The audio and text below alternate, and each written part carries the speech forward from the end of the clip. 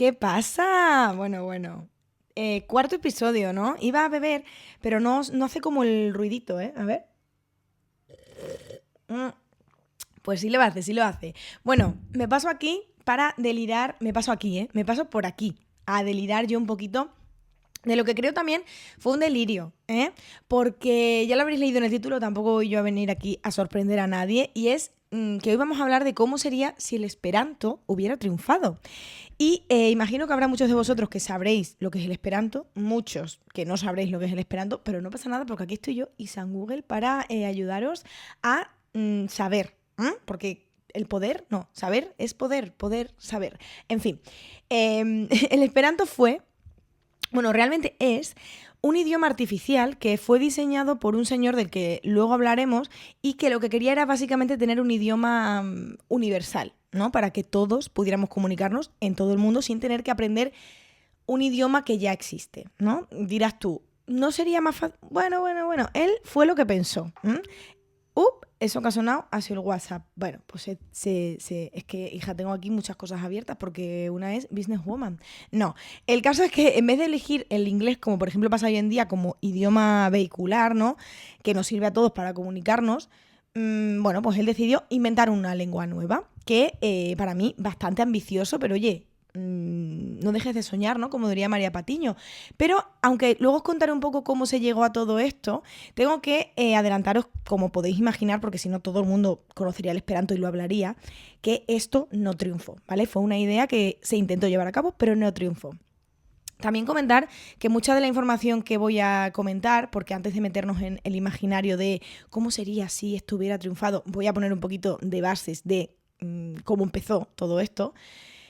Lo he sacado de un artículo del National Geographic y otros artículos también relacionados de revistas lingüísticas, pero vamos a remontarnos al siglo XIX. O sea, no, al siglo XIX no. Ah, sí, al siglo XIX.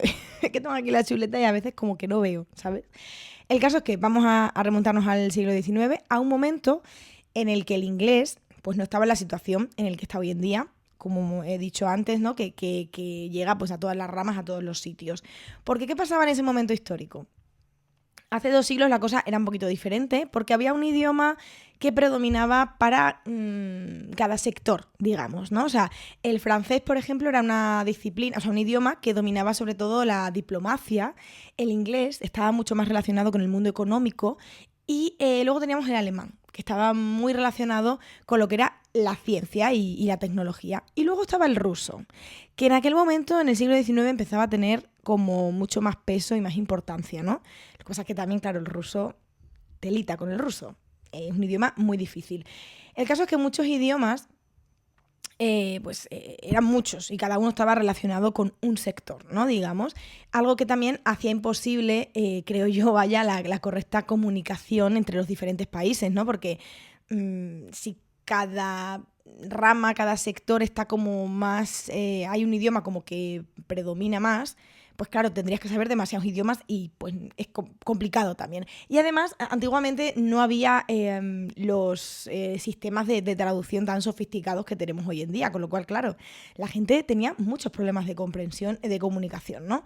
Pero claro, esto cambió, o al menos era lo que se esperaba, o lo que al menos este señor del que os voy a hablar intentó, ¿no? Su nombre era Ludwig Zamenhof, era médico, era polaco, era de origen judío y tenía una gran habilidad para las lenguas, porque el señor, ojo, hablaba de forma fluida el ruso, el polaco, que era su lengua materna, y el alemán. Y también era capaz de leer, dice aquí en el artículo, sin mucha dificultad, el latín, el hebreo y el francés. Así que bueno, esta habilidad de esta habilidad pues le dio por iniciar este proyecto, ¿no? Que para mí, ya te digo, bastante ambicioso, que era crear una lengua con la que pudiéramos todos comunicarnos de manera global. Y la decidió llamar el Esperanto, que luego os comentaré por qué la decidió llamar así. Tampoco tiene mucha... Tampoco tiene mucha sorpresa, ¿eh? Ni tampoco tiene mucho retoque, pero bueno. Y es que, cariños, tengo que deciros algo para aquellos que estáis con la crisis de los 30, ¿eh? O con la crisis de cualquier tipo de crisis. Este señor decidió poner en marcha todo este proyecto con 19 años. Yo es que no sé qué le pasaba a la gente antigua, ¿eh? La gente antigua, me encanta ese término.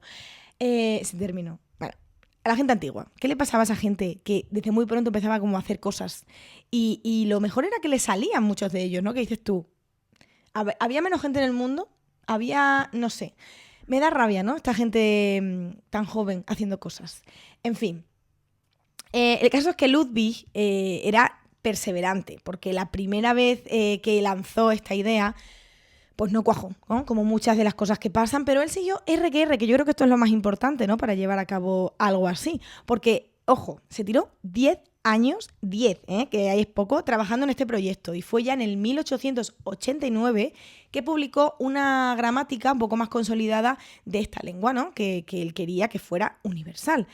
¿Y por qué llamó Esperanto al Esperanto? Bueno, pues esto básicamente surgió de que cuando él firmó este libro de gramática, él firmó como doctor Esperanto. O sea, que básicamente que el Esperanto se llama Esperanto viene de que un señor se flipó, ¿no? Porque realmente es también...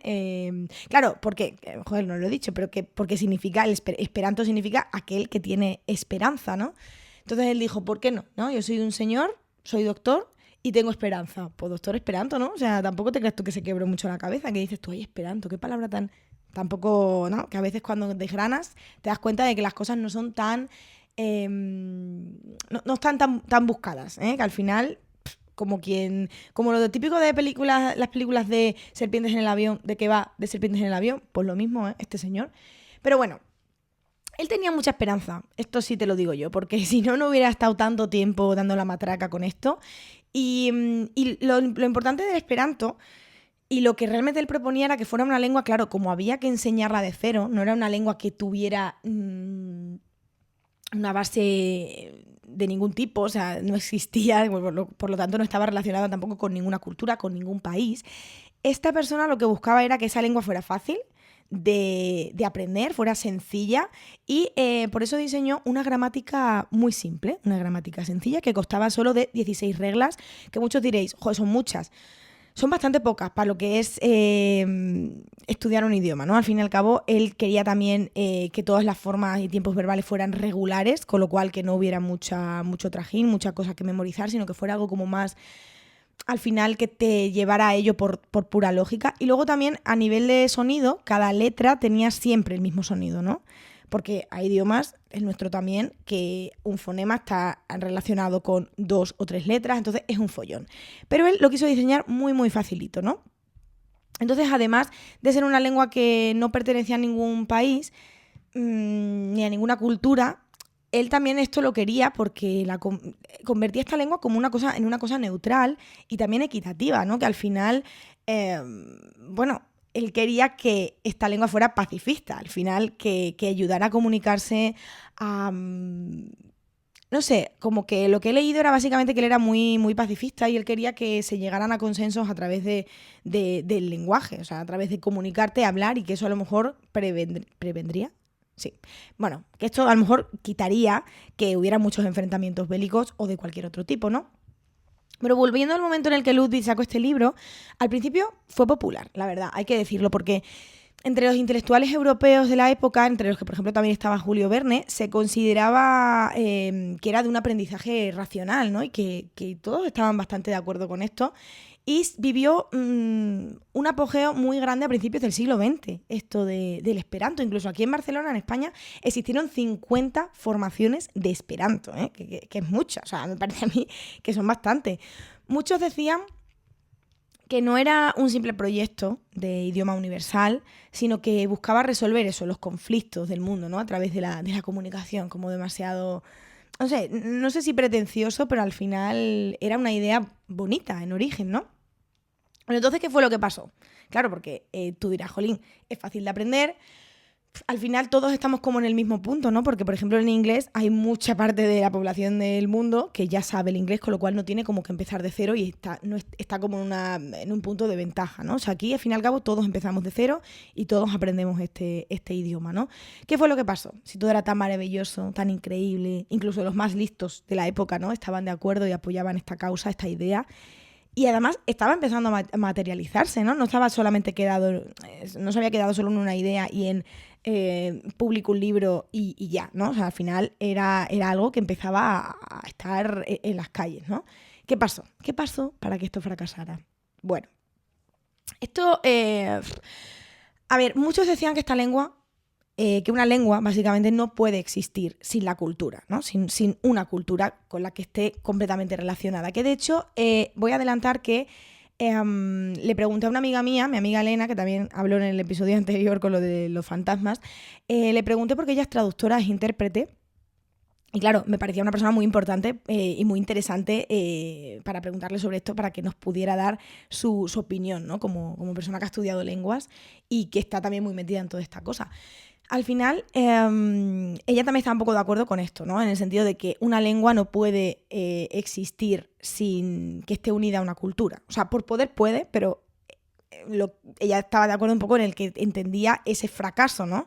Porque al final, aunque fuera un idioma que buscara la paz y la hermandad entre todos, nadie podía verse al final relacionado o vinculado incluso emocionalmente con este idioma que surgió de cero, porque al final a ti te gusta tu idioma porque has nacido con él y también porque vives y convives y las palabras, las frases tienen significados no solamente literales para ti, sino también muchas veces emocionales, ¿no? O sea, esta frase que me dijo mi abuela, este refrán, esta cosa que es cultura, al fin y al cabo, ¿no? Bueno, a algunos países no les gustó demasiado también esto, y después de que muriera su creador e inventor, que esto fue en el 1917, empezaron los primeros obstáculos del esperanto, ¿no?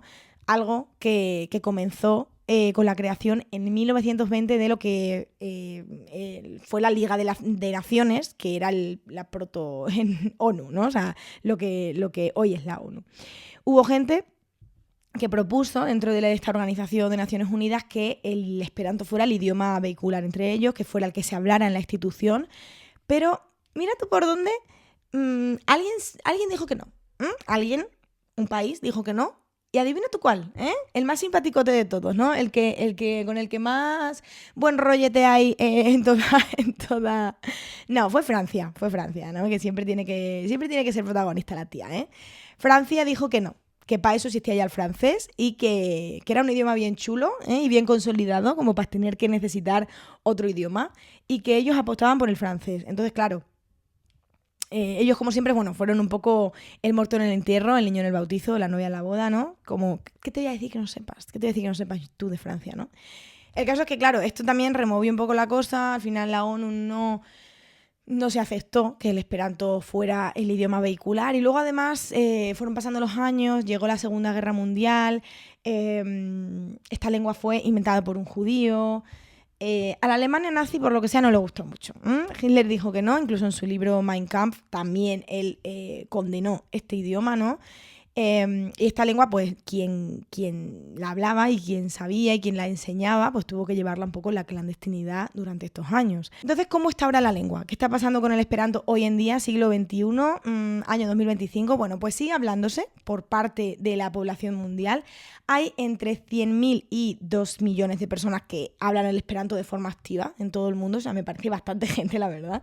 E incluso hay hablantes nativos, ¿no? Personas que tienen este idioma como lengua materna o primera lengua. O sea, al final son muy poquitos, son 1.000 personas que han creado, pues, en sus poblados, han empezado como a los niños que van naciendo a hablarles directamente en esperanto. Son 1.000 personas, son muy poquitas, pero bueno, ahí están. Así que vamos ya con la idea de cómo sería si el esperanto hubiera triunfado, ¿no? Voy a darle un buchito. Hoy no tengo agua, hoy tengo zumito de manzana. ¿Qué te parece? Maravilloso. No voy a hacer el sonido todo el rato porque si no es desagradable, yo lo sé. Bueno, punto número 1. Creo que siempre hubiera habido detractores, ¿no? Como hubo con estas dictaduras en la Alemania nazi, aquí el régimen de Franco, la dictadura de Franco, en Portugal también, en el momento en el que estaban prohibiendo en otros países el esperanto. Portugal también tenía una dictadura y también decidió eliminarlo. O sea que al final... creo que si hoy hubiera triunfado, aunque estuviera más implantado, en nuestro día a día, al final creo que sí. O sea, habría detractores porque además es un idioma, pues eso, artificial, que mucha gente tendría como muchos argumentos para ir en contra. Y de hecho, ya hay, por ejemplo, en nuestro país, idiomas que se hablan aparte del castellano y ya hay problemas. Con lo cual, imagínate si hubiera este idioma que además no tiene ningún vínculo cultural, ¿no? Creo yo que seguiría habiendo ese problema, o sea, por ese tema del patriotismo y todo eso, ¿no? Pero, ¿y si se hubiera conseguido que el esperanto se estudiara en las escuelas, ¿no? Que fuera nuestro segundo idioma? Ahí ya no sé si hubiera habido, o sea, creo que de trastornos hubiera habido igual, pero al final, ¿cómo hubiera sido esto, no? Porque también yo pienso, ¿creéis que sería un idioma elitista? Quiero decir, si es un idioma, por mucho que se consiguiera que fuera nuestra segunda lengua, al final no todo el mundo tiene acceso a la educación, por desgracia, ni todo el mundo tiene, bueno, pues eso, no tiene un nivel económico que le permita estudiar siquiera el inglés en muchas ocasiones, que es el idioma vehicular que tenemos hoy en día. Creo que pasaría lo mismo. O sea, al final mucha gente que quisiera aprender el esperanto a lo mejor no podría y al final acabaría siendo un idioma de intelectuales o no sé, también pensaba que podía ser de otra manera porque al final si hubiera triunfado a lo mejor el idioma se hubiera convertido más en un idioma de la calle, ¿no? Al final al ser un idioma creado artificialmente para poder comunicarnos, ¿no? Que era lo que realmente buscaba Ludwig, su creador. O sea, él buscaba que la forma de comunicarnos entre todos fuera mucho más sencilla, con lo cual yo creo que a lo mejor incluso la gente en la calle hubiera cogido este idioma y lo hubiera como convertido en algo más, no sé cómo decirlo, como que el pueblo le hubiera dado otros más significados, hubiera ido evolucionando poco a poco y se hubiera alejado de ese otro punto que digo, más elitista y más canónico, ¿no? No sé, esas dos formas me parecen las dos bastante plausibles. O sea, que se convirtiera como en un idioma súper, súper elitista en el sentido, ya te digo, como más intelectual, más de unos pocos, más de la cultura. Y luego, por otra parte, como más de la calle. No sé, me parece como que de las dos formas, me parece que, no sé, que sí, que al final podría cuajarme ese presente, ¿sabes? Luego también hoy en día, también creo que a nivel cultural, me imagino, por ejemplo, todas las plataformas que vemos, eh, dobladas a Esperanto, evidentemente, o incluso interpretadas, ¿no? Porque pensaba, cuando estuve escribiendo esto, sí, se doblaría también a Esperanto, ¿no? Como está doblado en otros idiomas. Pero claro, pienso, al final, dentro de este sistema capitalista, lo que se busca es crear, producir, abaratando los costes de producción, ¿no? O sea, entonces al final creo que le saldría mucho más barato que todos.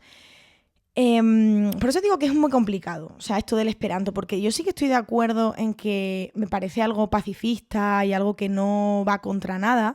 Y yo, por ejemplo, que no soy una persona muy patriota en ese sentido, porque bueno, creo que me ha tocado nacer aquí como me podría haber tocado nacer en otro sitio, sí que creo que atentaría un poco con el idioma, porque al final, si me pongo en el supuesto, ¿no?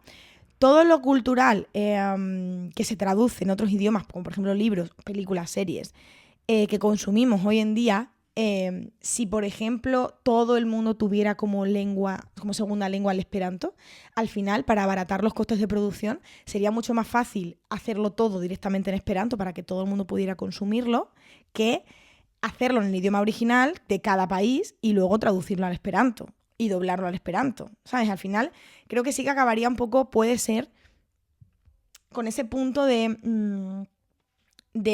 el idioma, de cómo influye el idioma en la cultura. Es decir, tú, por ejemplo, cuando lees a Shakespeare y lo lees en español, estás leyendo a Shakespeare.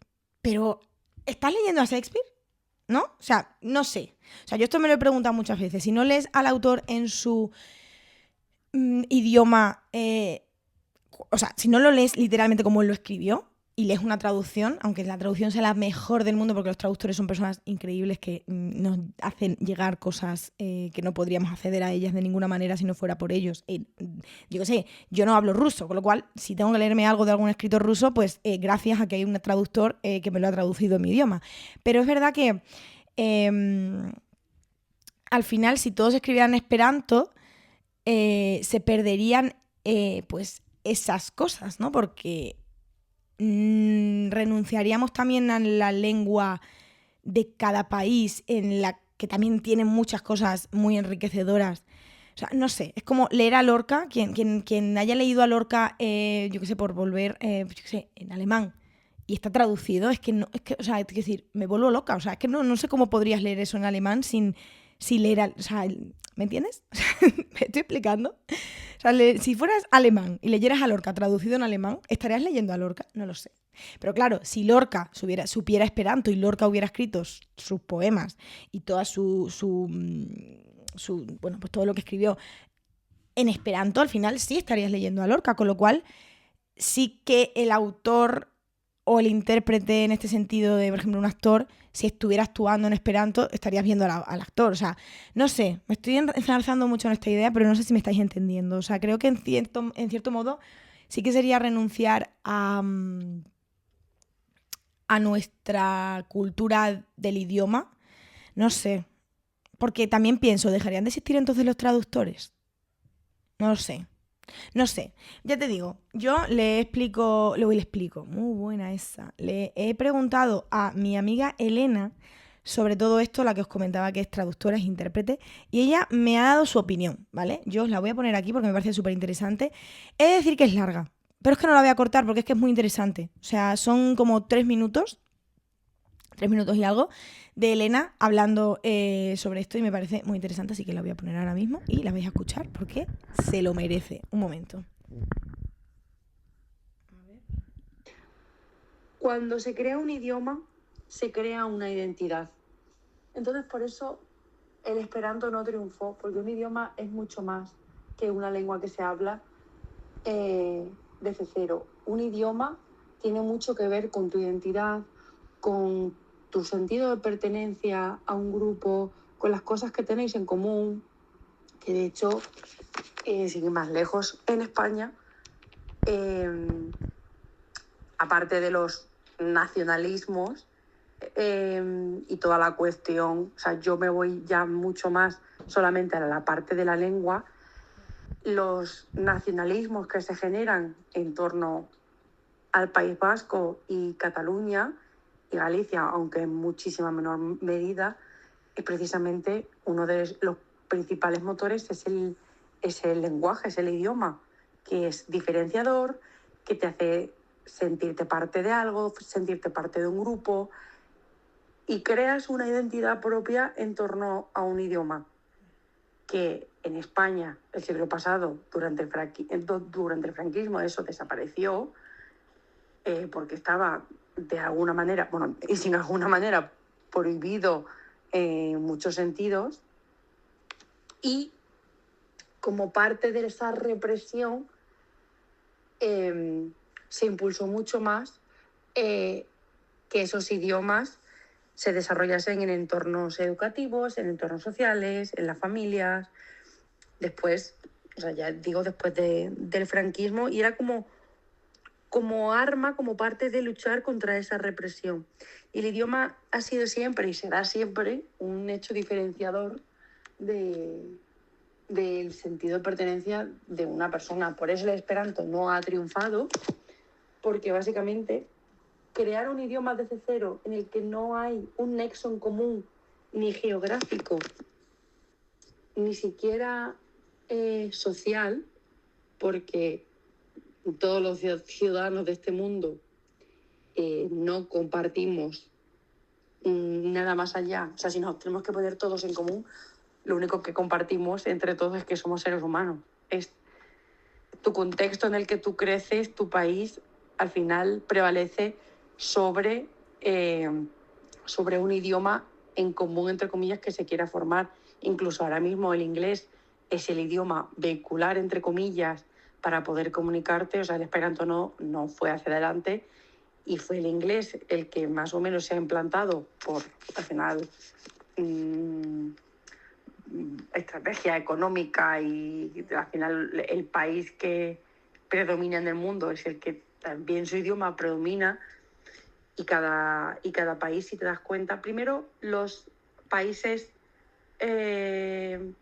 angloparlantes tienen muchas diferencias entre sí, eso para empezar. Incluso la gente que decide hablar inglés, que no es su primer idioma, también lo habla muy diferente. Entonces, al final, se acabaría segmentando de alguna manera, igual que va a pasar con el inglés, igual que pasará con el español, y es lo que pasaría con el esperanto, lo que ya ha pasado con el latín, que el latín era un solo idioma, y se acabó fragmentando en varias lenguas, pero precisamente por el ser humano. El ser humano es así y es lo que hace que nos diferenciemos entre nosotros. Pues la verdad que, Elena, tía, no puedo poner ni un pero a todo lo que has dicho. O sea, estoy totalmente de acuerdo. De hecho, alguna idea parecida he ido soltando yo a lo largo de este delirio, ¿no? Un poco porque al final yo creo que es eso, que al final nosotros somos mucho más que el sitio donde nacemos. Lo que decía antes, yo no soy una persona patriótica. Yo creo que podría haber nacido aquí, lo que decía antes, igual que podría haber nacido en otro sitio, pero al final es algo que te pertenece, ¿no? O sea, que otra cosa más que la lengua que puedes hablar, con la que te comunicas, te pertenece y que tiene raíces culturales también donde vives, ¿no? O sea, hablaba hace un momento de Lorca, o sea, te quiero decir, o sea, qué persona, qué literato nos representa en el resto del mundo, además de Cervantes, o sea, al final también la lengua es una forma de identificarnos, ¿no? Y estoy muy de acuerdo con eso. Al final sí que creo que hubiera podido existir el esperanto, o sea, totalmente, y haber triunfado, ¿no? Pero es lo que he dicho antes, que al final, aunque hubiera triunfado, hubiera habido detractores, creo que ya te digo, con diferentes argumentos detractores, como hubo en su momento fascistas, detractores autoritarios, totalitarios, que lo único que querían era acabar con la lengua simplemente por tener ellos el poder y tener ellos el control. Y luego detractores que a lo mejor fueran más defensores en sí de la cultura o del idioma simplemente por esto, por lo que hablamos, porque al final sí que ya no solamente por decir yo soy diferente a ti, sino simplemente por decir, o sea, simplemente no, o sea, sino por decir yo tengo esto, te lo puedo compartir, o sea, que mira qué bonito que puedas leer a Lorca en Alemania, ¿sabes? Aunque a lo mejor no le leas tal cual, o de repente has leído algo de Lorca en Alemán y has decidido aprender español solo para poder leer a Lorca en su idioma materno. O sea, eso me parece muy bonito y al final creo que habría esas dos caras de la moneda un poco feas, ¿no? Como pasa ya hoy. O sea, al final hay mucho control, lo que decía Elena, del catalán, del vasco, del gallego, a lo mejor en menor medida, pero también de estas cosas por parte de gobiernos mucho más conservadores que lo que quieren es básicamente acabar con esto por acabar con la cultura, o sea, sinceramente, o sea, yo creo que es mi opinión y de ahí no me bajo. Y bueno, no sé vosotros qué pensáis, cómo creéis que sería un mundo así, sería, no sé, más fácil, más pacífico, creéis que no. Yo he dado un poco de todo, la verdad, o sea, no me he quedado con ningún mundo concreto, o sea, he creado bastantes posibilidades. Y bueno, no sé. No sé si todo sería más fácil, si todos pudiéramos hablar esperanto, si realmente, como quería Ludwig, se acabarían los conflictos, ¿no? Pudiéndonos comunicar en esa lengua en vez de necesitar a intérpretes que yo qué sé, pues por ejemplo, entre Trump y Putin, Trump y Zelensky, o sea, toda esta gente, si pudieran hablar el mismo idioma aunque no fuera el inglés, porque al final, por ejemplo, Zelensky no domina de la misma manera el inglés que lo puede dominar Trump. ¿Al final habría una mejor convivencia entre todos? Chicos, no lo sé. No lo sé. Me he venido con un tema un poco más denso esta vez. Bueno, no sé, me interesa vuestra opinión. Me gustaría que me la dejarais por aquí abajo. Por aquí abajo en los comentarios. No, o sea, yo me quedo con el run de pensando un poco qué hubiera pasado. Y si sería mejor, peor, no sé. Así que nada, que os dejo. Y como el otro día aprendí una de las mejores frases del mundo, la leí en Twitter y no pienso renunciar a ella. Así que chicos, esta peluche se va a su estuche. Ale.